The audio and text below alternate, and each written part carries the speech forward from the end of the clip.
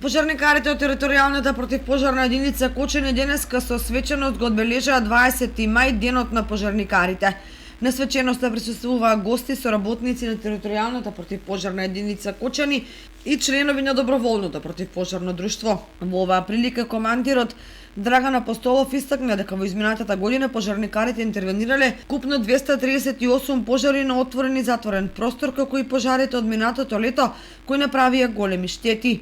Ланските пожари, збориме за 2021 година, имавме вкупно 238 интервенции, од кои имаме и на терен, на отворен простор. Знаеме за минатата година дека имавме големи пожари. Дел од нив се на затворен простор, имавме и со патнички моторни возила. Можам конкретно со бројки да ви известам дека ова година имаме 106 од јануари, од почетокот на годината до сега, имаме 160 пожари, од кои 114 се биле на отворен простор, од кои има зафатено 150 хектари површина, претежно суво трава и страништа. 29 имаме интервенирано на објекти од затворен тип. 6 интервенции имаме регистрирано за патнички моторни возила и имаме регистрирано 11 технички интервенции до сега од почеток на годината до денешен ден. Традиционално, како и секоја година, беше избран и најуспешен пожарникар за изминатата година, а признанието му припадна на Дејан Арсов. Имам голем благодарност до градоначалникот, но и до колективот, затоа што знаме дека пожарникарството е тимска работа.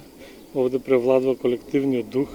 Индивидуалецот никош не може сам нешто да направи повеќе, доколку нема екипа која што ќе стои зад него. Така да, значи, колективот е тој кој што одлучува за многу работи, имајќи во предвид дека нашите животи ги ставаме во нивни раце секогаш кога одиме на интервенција. Може само да се навратам назад дека на изминатата година поминавме на година неспецифична, година со предизвици во која што и ние како противпожарна единица, меѓутоа и можеби целокупното население од општина Кочани беше ставено на еден тест колку сме подготвени да действуваме во случај на пожар. Така да мислам дека научивме некоја добра лекција за наредниот период, да се надеваме дека ќе имаме што помалку интервенции, а што повеќе ќе работиме на превентивата во однос на пожарите. На свеченоста беше врачен и меморандум за соработка помеѓу општина Кочани и доброволното противпожарно друштво на претседателот Златко Илиев.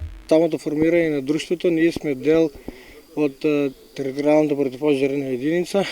Со нашите сите расположени сили до сега действувавме заедно. Првично од нив добивме некои основни обуки со кои стекнавме едно минимално искуство за да можеме да се снаоѓаме со огнената стихија.